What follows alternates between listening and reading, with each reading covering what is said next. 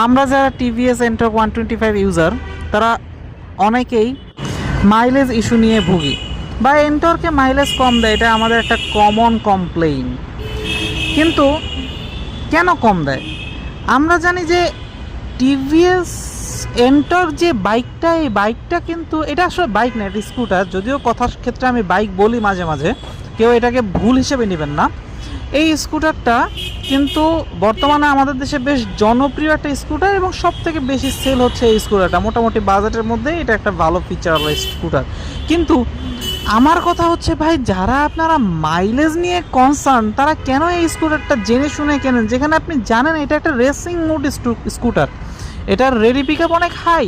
তো আপনি জেনে শুনে কেন আপনি এই স্কুটারটা কিনতেছেন? যে গাড়ির রেডি পিক আপ হাই হবে, যে গাড়ির গতি বেশি থাকবে, সেই গাড়িতে তো মাইলেজ এমনও একটু কম দিবে, এটাই তো স্বাভাবিক ভাই।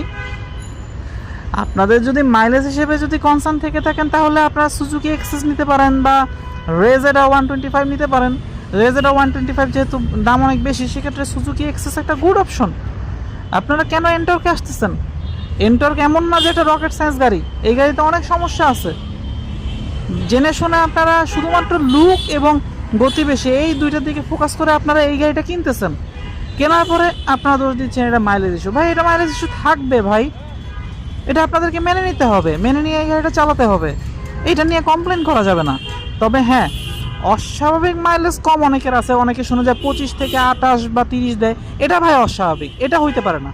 এই গাড়ি আপনাকে অন এভার 34 থেকে 38 বা 40-এর মধ্যে আপনাকে মাইলেজ দিবে, এটাই স্বাভাবিক এই গাড়ির মাইলেজ। সো আপনারা যারা এই স্বাভাবিক মাইলেজটা না পান তারা অবশ্যই সার্ভিস সেন্টারে যোগাযোগ করবেন।